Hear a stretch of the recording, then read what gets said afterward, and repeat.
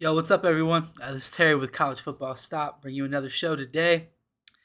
Got a lot of stuff to get into, man. There's a lot going on around the college football world right now.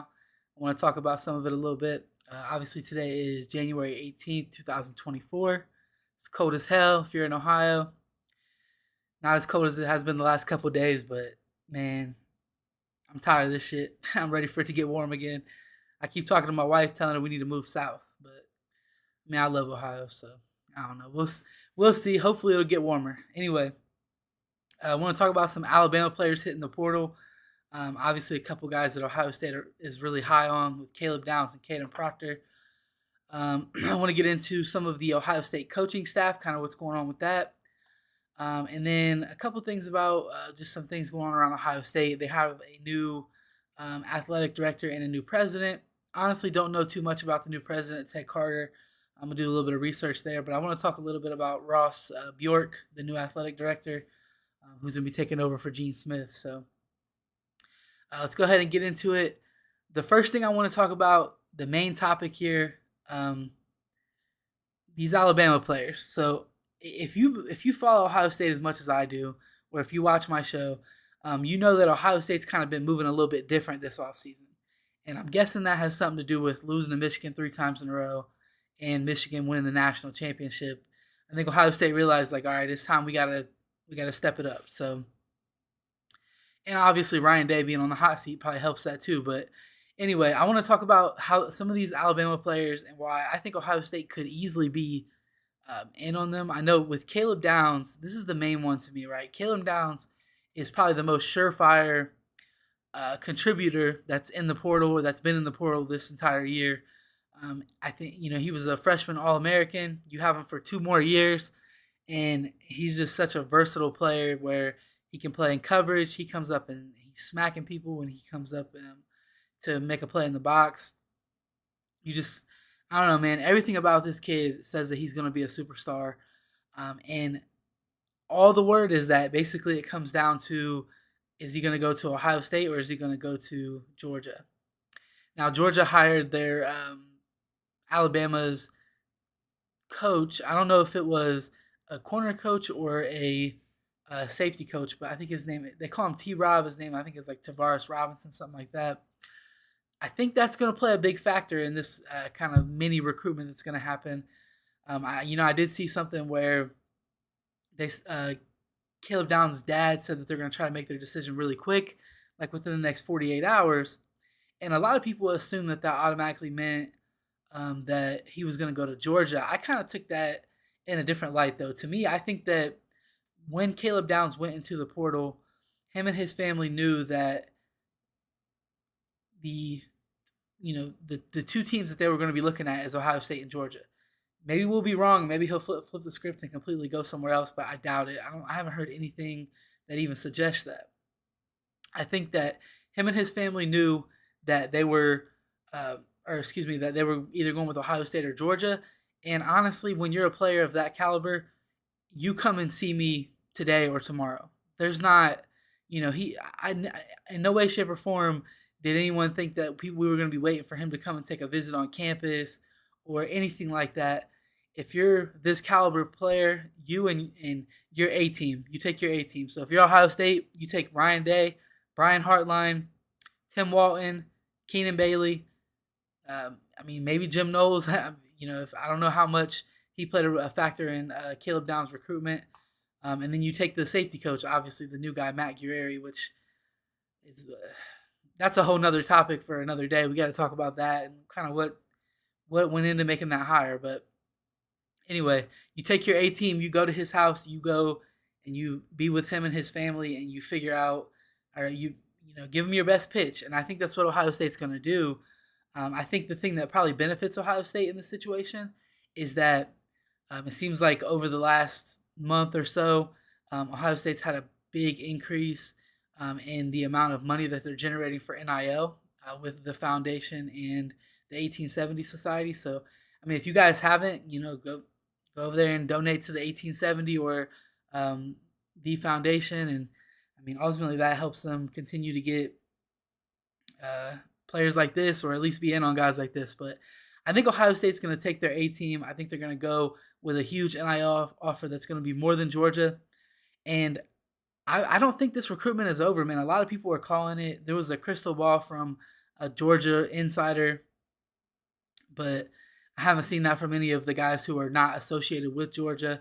So until that happens or until he actually signs, I think Ohio State has a shot. I mean, they finished second in his recruitment originally to Alabama. Now, the big question is how much of a factor was Perry Eliano in that original recruitment? Because Ohio State, we were just talking about Matt Guerrieri. Ohio State let Perry Eliano walk so that they could bring in Matt Guerrieri. I think is how you say it. So, I mean, if he was a big factor on the original recruitment, then I would expect Caleb Downs to go to Georgia, especially with his secondary coach going over there. But there's stories out there about how Caleb Downs didn't like Georgia and reasons why. Something about his family and his brother. I don't know the whole story, so I'm not going to speak on it.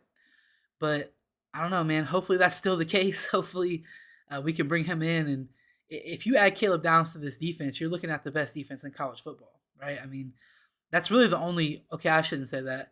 The only real holes on the defense going into next year is the linebacker positions, which is really just one because of Cody Simon.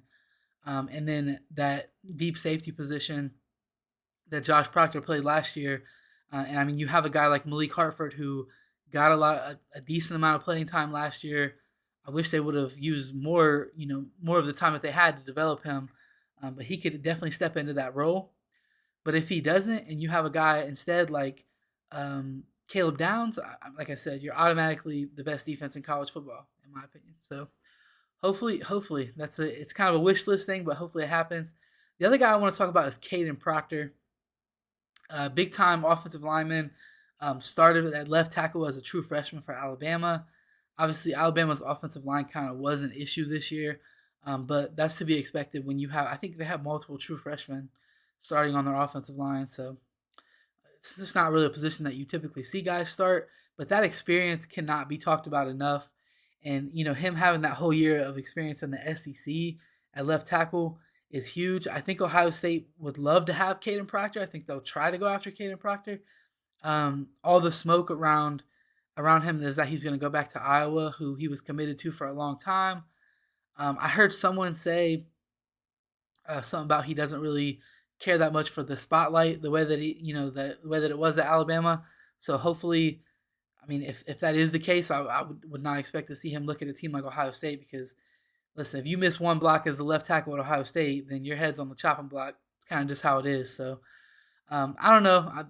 That is not 100% fact, so don't take my word as that's exactly how the kid's feeling, but that's something that I heard. But I mean, it's a guy who Ohio State just has to go after, right? The way that Ohio State's been moving this offseason is completely different from what we've seen ever before in the past.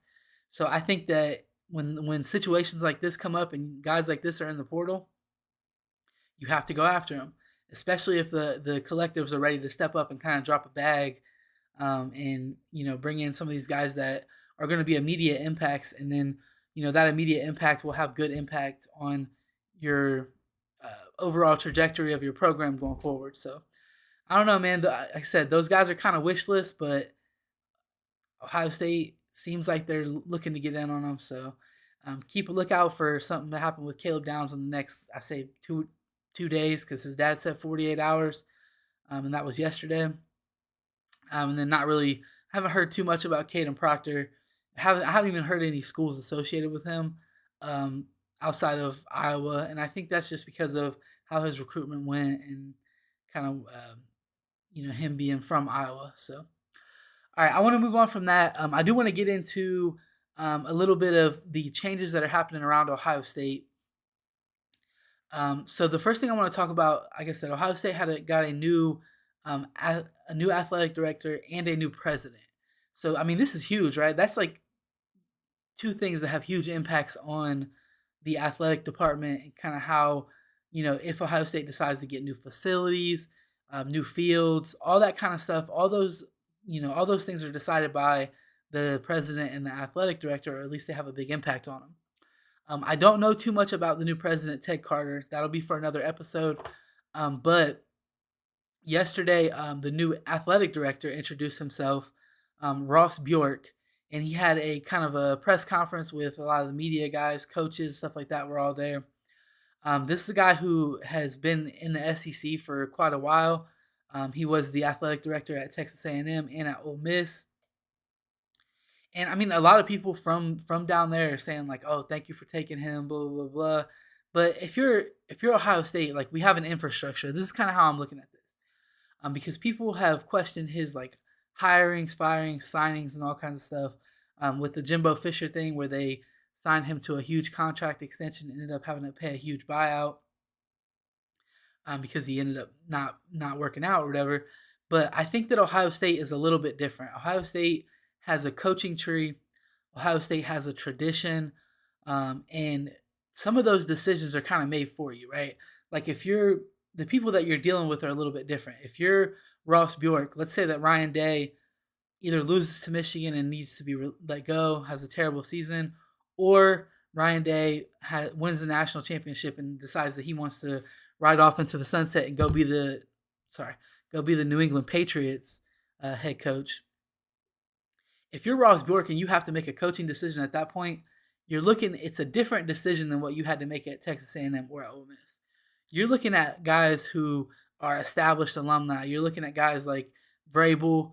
You're looking at guys like Luke Fickell, and then other than that, you're going to be looking at the top performing coaches in college football at who you're looking to bring in, because this is probably easily, I would say, a top 3 job in college football, maybe top 1. I mean, just looking at how the Big Ten is, and comparing that to how tough the SEC is and stuff. So I don't know. I'm not too worried about him making coaching decisions or anything like that. But Ross Bjork to me seems like the type of guy who he's like, look, we know that football is king. We know that we need to make sure that we focus on this. We need to make good changes, blah, blah, blah, blah. And he was the athletic director at Texas A&M when they had their infamous like $30 million class or whatever, where they brought in like 8 5-stars. I'm just spitting off numbers, but they had the number 1 class in the country. So hopefully he can bring some of that to Ohio State and combine that with the roster that we already have, the infrastructure we already have, and that should be a overall net positive for Ohio State, in my opinion. And I mean, honestly, I hope that Ryan Day is the guy to do it. Ross Bjork himself said, like, I think that Ryan Day is the guy who could bring a national championship to this team. But I hope he is, because I don't want to go through what Alabama's going through right now. As much as it's benefiting everybody else, it sucks for Alabama because they lost Nick Saban. I feel like it was probably unexpected because they were not prepared to hire someone, and that kind of just their rosters getting imploded. Their coaching staff got imploded, and we'll see if they can. I mean, it's going to be a completely different team next year. We know that at least. They may be great, they may not be great, but it's going to be a completely different team. So, anyway, continuing on with Ohio State stuff here. If you guys are here, let me know in the chat, who do you think should be the next offensive coordinator at Ohio State? Because we're really late in the process now. We don't have an offensive coordinator hire yet. To me, I think that probably means that we're getting someone from the NFL who's still in the playoffs. That's really the only thing I can think of. I mean, there's a lot of good offensive coordinators, a lot of good position coaches who are ready to transition to offensive coordinators that are still in the playoffs. Hopefully that's the route that Ryan Day is going. There was like some rumor that Jason Candle from Toledo, who is the head coach out there, was going to or had some interest, or Ohio State had some interest in him for the offensive coordinator job. I think that was probably just Ohio State recruiting out there and the coaches meeting with him just because he's their friend. It's probably what happened there. I mean, if that was the hire that they were going to make, I wouldn't hate it. I mean, guy who's been running a program and been running it really well for a long time, ultimately would just help Ryan Day become a better head coach. But I still think that he's going to go the NFL route. I think that Ryan Day doesn't trust a college, someone who doesn't have NFL experience to call his offense. And if he's looking for an offensive coordinator that's going to come in and kind of take control of the offense, run it, and call the plays, he's looking to add someone who has been to the level that he's been at. Which, like I said, Ryan Day was in the NFL for a while, and I think that he really values the information that he learned while he was in the NFL. So let me see here. I again, I mean, this is the one thing, honestly, that's came out of Ohio State that, or that's happened with Ohio State that no information has came out. Nobody knows, man. Like, no one knows who the offensive coordinator is going to be, and I feel like we're going to get dropped with like a bombshell one day, like boom, Ohio State's hired, blah blah blah blah, and the fans are either going to lose their minds or going to be super excited, and we're going to start lying about winning the national championship next year. All right. Anyway, some more coaching stuff kind of going on. Ohio State's been on the trail. I've been seeing a lot of recruits posting visits from Ohio State and whatnot. James Laurinaitis has actually kind of filled in and been on the trail as the 10th assistant. I guess when you only have 9, you're allowed to have someone on your staff fill in as that 10th assistant. I mean, that's really the thing that Ohio State fans were excited about with Laurinaitis, was getting him out on the trail because of his NFL experience. He was really good in the college and in the NFL. So he's kind of the guy who's just got that like moxie to him. I don't know, man. Hopefully, some good will come from him being out on the trail, and maybe that will land him with an actual spot on this coaching staff. It hasn't been done yet. I think that Ryan Day is probably waiting to get his offensive coordinator hired and kind of see what positions open up on the team, and if he needs to make any additional hires on offense before he decides to promote James Laurinaitis. I don't know. We'll see. That's another thing. Like I said, I mean, let me know in the chat or in the comment. Do you think that James Laurinaitis is going to end up being a full-time coach at Ohio State this year? I mean, if it doesn't happen this year, you have to think it probably happens next year. Hopefully he doesn't go somewhere else, because I think that with his persona, I think that he would definitely be something that Ohio State needs on the defensive side of the ball. We need someone who's going to be a problem out there on the trail and be able to compete with for the top guys. So I don't know. We'll see. Hopefully, we'll see a change made there. Obviously, we talked earlier about the Ohio State letting go of Perry Eliano and bringing in Matt Guerrieri. I don't know. I've been saying this thing's been telling me it's having issues with the stream. If it is, I'm sorry, guys. Hopefully, yeah. I don't know. I'm just gonna keep going because I don't know if this thing is working or not. It's kind of giving me some issues here. So, anyway, moving on. Ohio State got rid of Perry Eliano and brought in Matt Guerrieri, something like that is how you say it. I don't know, man. The move doesn't really make sense. Like, if I'm being honest, it doesn't make sense. I know that like last year, when Perry Eliano and Tim Walton were brought in, they went through 1 year. Then Tim Walton got a raise. Tim Walton kind of got promoted, and Perry Eliano did not. And then, obviously some misses on the recruiting trail. The safeties kind of not playing well in the biggest games. I'm sure that probably played a factor in the situation, but also at the same time, like, I don't think that it makes sense to bring in kind of a comfort hire for Jim Knowles. You're bringing in a guy who is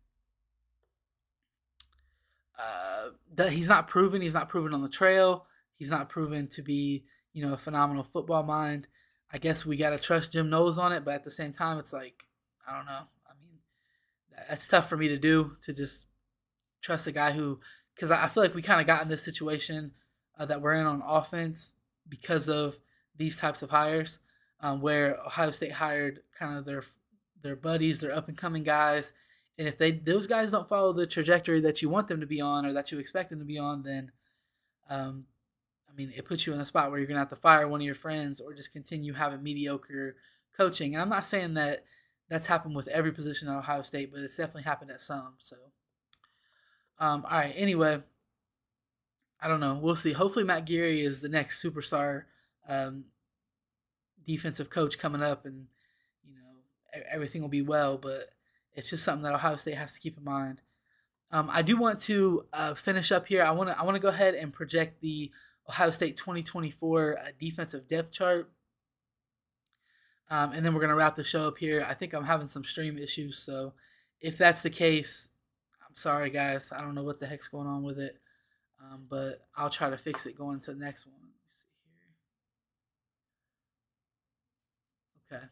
Yeah, it's telling me to use a lower bit rate. I'll fix that going into next time. But anyway, moving on. Let's get into the Ohio State depth chart. So I want to talk about starting with defensive line. Now this is going to be kind of easy, right? Because everybody pretty much came back except for Mike Hall. So I expect Ohio State to rotate a ton on the defensive line. And honestly, I think that going over like who will start is kind of unnecessary. Just guys that I'm looking forward to see play. JT Tuimoloau, I want to see him take the next step in his career and become an NFL star. I do think that he can do that. Jack Sawyer, kind of the same thing. I want to see both of those guys take the next step, look like NFL players. Kenyatta Jackson is another guy who I really think could be gone after next year. I think that Kenyatta Jackson could be that good that he will end up losing like 3 defensive ends with Jack Sawyer, JT Tuimoloau, and Kenyatta Jackson. So those are the 3 guys I'm most excited about. I do hope that Ohio State will implement the jack position. I think that position was really cool. Some of the things Jim Knowles was doing with it, even when they were using Jack Sawyer. I think that allowed them to kind of shut down the run game and just be very multiple with their looks. But you need to have a better athlete in that position. So we need a guy like we need a guy like C.J. Hicks, maybe Gabe Powers. Mitchell Melton is that kind of guy. Arvell Reese is that kind of guy. So you have the body types, you have the athletes. Let's use that position so that Jim Knowles can actually run his own defense. And then your interior guys, I'm excited looking at like Tyleik Williams, Ty Hamilton, what those guys can become. And then you have the up and coming guys like Hero Canoe, Caden McDonald, Jason Moore. I mean, all those guys, I expect them to rotate in and be making plays. I look for Hero Canoe to take the next step, and this possibly be his last year at Ohio State, and he ends up going to the draft. I just think that he's one of those guys who's that big body type, but a really good athlete. And if he gets everything down technically, he's going to be a problem. And I think that Larry Johnson will get that done with him this offseason. Going back one level here, let's get to the linebackers. I think that Cody Simon has one of those spots locked up. I expect the Cody Simon to be that Mike linebacker. And then the Will linebacker is one that I think is going to be interesting. I don't know who's going to be in that spot. I think that Jim Knowles really likes Gabe Powers. And I could see him filling in as that Will spot. I think he's a little bit better of an athlete than Cody Simon. And I think, those 2 guys will be good at linebacker, especially if you're going to move guys like C.J. Hicks, Arvell Reese, guys like that, putting them into that jack position who can become that third linebacker at any moment. I think that really would make the defense very versatile. If it's not going to be a guy like Gabe Powers, then it has to be C.J. Hicks in my mind. I mean, if you're not going to use C.J. Hicks as like a jack position player, I think that at that point he needs to be, he needs to be your other linebacker. Having that athletic ability, basically, with the C.J. Hicks' ability to play defense, pass defense, nobody's going to be able to throw the ball in Ohio State if you have a guy like that as your linebacker. I mean, I don't know. I think that this is where I run into some issues because another guy who I want to discuss at linebacker is Sonny Styles. He's a guy who I think that they could easily slot into a linebacker role. I don't necessarily want to see that being his only role. I kind of like him in the role that he was in before, where you had Jordan Hancock out there. I'm sorry, you had him rotating with Jordan Hancock. I don't like Sonny being off the field ever, but I like the position that he was in with as that nickel / like third linebacker, where Jim Knowles was moving him all around, was blitzing him off the edge, had him dropping in coverage in different spots. I think that having more versatility to your defense is just going to make it harder for people to score on you. So I don't know, man. Let me know what you guys think in the chat. Like, who's going to be the starting linebackers? I think it's definitely Cody Simon and some combination of Gabe Powers, C.J. Hicks, and maybe Sonny Styles if they decide to move him down there full time. All right, let's move on from that. I want to talk about the corners. I think this is probably the easiest and position to talk about and the best position on this team. You have Denzel Burke, you have Davison Igbinosun. Those to me, those are two guys who I see going first round next year. Denzel Burke, I see going as like a top 10 pick, top 5 pick. Honestly, I think he's that good of a corner. And then Igbinosun, I think, will work his way into the first round. A lot of people gave Igbinosun shit because early in the year he was kind of that. I give up one. I'm good. Give up one touchdown a game, maybe one big catch a game. Not even big catch, a couple catches a game. But towards the end of the year, Igbinosun was strapping, and you combine his ability to strap down one of the best receivers on any team with his ability to tackle and his ability to fill the run. Igbinosun is going to be an NFL player. He's going to be a first round pick in my opinion, and I think that he'll be a long time NFL player. He's kind of got that attitude of a corner that you need that you see from some of the best corners in the NFL. So I love what I see there, and then the rotation, man, the rotation at corner this year. If Ohio State will actually do it, I think they need to keep those guys fresh, especially for the biggest games, biggest moments. But the rotation at corner is going to be insane. You're looking at rotating a guy like Jermaine Matthews in. Man, I don't think I've ever seen a freshman other than I would say Caleb Downs. I don't think I've ever seen a freshman defensive back that I was more impressed with than Jermaine Matthews. I think that he's got the build, he's got the attitude, he's got everything that you need, and I think that he's going to be a superstar. They need to rotate that guy in, and then the third corner spot you're going to be looking at that nickel row is going to be Jordan Hancock, another guy who I don't know, man. He was phenomenal this past year. Super versatile. You can do a ton of things with him. This secondary is going to be locked down, man. If you're going to get something off on them, you're going to have to work hard to do it. And I just hope that we deploy them properly, and I hope that all these guys live up to the hype that I'm expecting them to, because we should be right back to BIA, the best secondary in America. And then moving on to the safety position, the guy I want to talk about that I think is just not getting enough credit is Lathan Ransom. I'm gonna go back today and watch some of the All 22 film from Ohio State before Lathan Ransom got hurt. I think that the versatility that he brings to the defense is a huge impact, and he's playing that bandit role or whatever it is, where um, Jim Knowles uses that as like sometimes a third linebacker, sometimes a coverage safety, occasionally a man coverage, occasionally as a blitzer. Having a guy like that again just brings more versatility to your defense, makes it harder to score against. And honestly, I think that losing Lathan Ransom last year was a huge impact, or made a huge impact on what Ohio State's defense was, because before Lathan Ransom was hurt, it was a lot more difficult for teams to run on Ohio State. They had the ability to have a secondary of Josh Proctor, uh, Josh Proctor, Lathan Ransom, Sonny Styles, and then your two corners on the outside. Whereas once Lathan Ransom got hurt, it was more like Josh Proctor, Sonny Styles, Jordan Hancock. And as good as Jordan Hancock is, he's just not that big body run stuffing type of player. And I think that ultimately hurt Ohio State's run defense, because there was not really a guy that they felt comfortable rotating into that spot. Now, some of that's their fault because they should have got Malik Hartford ready. He should not have been pulled off the field after making one or two mistakes. That's just a problem that we have at Ohio State that needs to be addressed. You need to get these young guys playing time. If they make a mistake, then give them a chance to fix it. So, anyway, those two safety spots, like I said, the first one's definitely going to be Lathan Ransom. The other safety spot, I'm going to say Caleb Downs. Fuck it, we're getting Caleb Downs. It's time to lie. Nah, I'm just playing. But if it's not Caleb Downs, then I'm looking at Malik Hartford to step up, or maybe a guy like Jahad Carter, something like that. But I would expect Malik Hartford, with as much as they were trying to play him last year, as much as they liked him, I expect him to take that position if Caleb Downs doesn't end up at Ohio State. And basically going through, the only guy who I don't really know or know where to slot is Sonny Styles. I feel like he's either going to slot into the nickel row or he's going to slot into as a linebacker. And that's really what they needed to figure out a way to keep him on the field. This is a guy he's a third year guy, probably off to the NFL after this. I mean, I don't think that his best position is like that bandit role, like how Lathan Ransom played.